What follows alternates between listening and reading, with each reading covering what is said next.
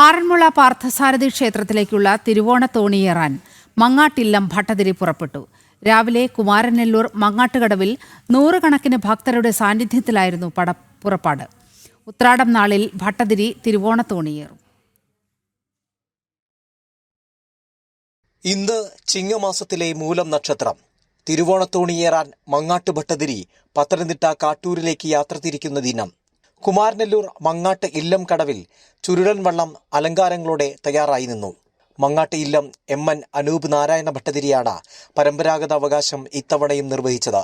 ഇത് 3ാം തവണയാണ് അദ്ദേഹത്തിന് നിയോഗം. പറ്റിയൊക്കെയുള്ള പദ്ധതികൾ നടക്കുന്നുണ്ടല്ലോ. അപ്പോൾ അതൊക്കെ വരികയാണെങ്കിൽ തീർച്ചയായിട്ടും ഒരുപാട് ഗുണം ചെയ്യും. നമുക്കാണെങ്കിലും രാത്രിയിൽ ഇപ്പം ഒരുപാട് നേരം നമ്മൾ കായൽ വഴി ഊന്നുന്നുണ്ട്. അപ്പം അതൊക്കെ കുറയാം. അങ്ങനെയാണ്. ഇതിൻ്റെ ഐതിഹ്യം തന്നെ അറിയാമല്ലോ. അതല്ല ശ്രമിക്കണം. ഇതിൻ്റെ ഐതിഹ്യം തന്നെ ഒരു കാൽ കഴിച്ചിട്ട് നടത്തുന്നതിൻ്റെ ഭാഗമായി ഒരു ദിവസം എത്താതിരിക്കും. അതൊന്ന് വിശദമായി പ്രേക്ഷകർക്കൊന്ന് പറയാം. തീർച്ചയായിട്ടും. അത് നൂറ്റാണ്ടുകൾക്ക് മുമ്പ് അന്നത്തെ മുത്തശ്ശൻ പുള്ളി എല്ലാ തിരുവോണത്തിനും കാല് കഴിച്ചുവിട്ട് നടത്തുമായിരുന്നു.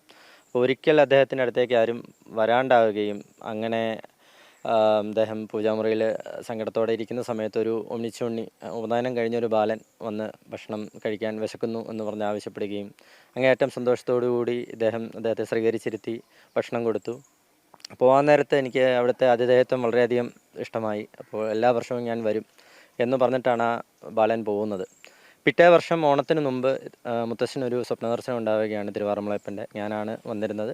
അപ്പോൾ ഇനി തൊട്ട് എല്ലാ വർഷവും അങ്ങയുടെ കൈകൊണ്ട് ഞാനിവിടെ ഭക്ഷണം കഴിക്കുകയുള്ളൂ. സോ ഇവിടെ വന്ന് തിരുവാറന്മുളയിൽ വന്ന് ആറന്മുള ക്ഷേത്രത്തിൽ വന്ന് എനിക്ക് അദ്ദേഹം വേണ്ട കാര്യങ്ങൾ ചെയ്തു തരണം എന്ന് പറഞ്ഞ് അപ്രത്യക്ഷമാവുകയാണ് ചെയ്തത്. അത് പണ്ട് കോവിലന്മാരുടെ ആക്രമണം ഉണ്ടായി എന്നാണ് പറയപ്പെടുന്നത്. അപ്പോൾ അത് സംരക്ഷണം ഒരുക്കാനായിട്ടാണ് അവിടുത്തെ കരക്കാരെല്ലാവരും ചേർന്ന് ഓരോ പള്ളിയോടങ്ങൾ, ഓരോ കരയ്ക്ക് ഓരോ പള്ളിയോടം എന്നുള്ള രീതിയിലേക്ക് കൊണ്ടുവരികയും തിരുവോണത്തോണിക്ക് സംരക്ഷണമേകുകയും ചെയ്തത്. അപ്പോൾ അതാണ് പിന്നീട് വിപുലമായിട്ടുള്ള വള്ളസദ്യയിലേക്കും വള്ളം കളിയിലേക്കും ഒക്കെ രൂപാന്തരം പ്രാപിച്ചത്. മങ്ങാട്ട് തറവാടിലെ തേവാരപ്പുരയിൽ ആചാരപ്രകാരമുള്ള പൂജയ്ക്കും ദീപാരാധനയ്ക്കും ശേഷം വഞ്ചിപ്പാട്ടുയർന്നു.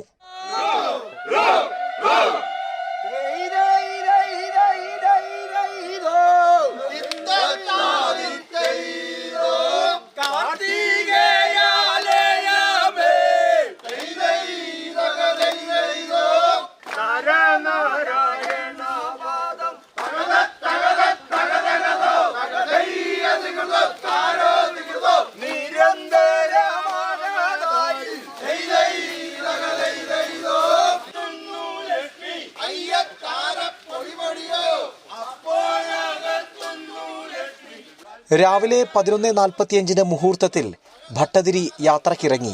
വായ്ക്കുരവിയും പ്രാർത്ഥനയുമായി നൂറുകണക്കിന് ആളുകൾ കടവിൽ.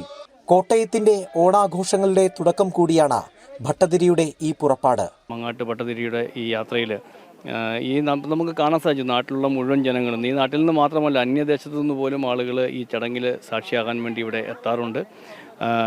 ശരിക്കും ഓണത്തിൻ്റെ ഒരു തുടക്കം ഈ കോട്ടയത്തിൻ്റെ ജനങ്ങൾക്ക് വിളിച്ചോതുന്ന ഒരു ചടങ്ങ് കൂടിയായിട്ട് ഇത് മാറുന്നുണ്ട് എന്ന കാര്യത്തിൽ സംശയമൊന്നുമില്ല.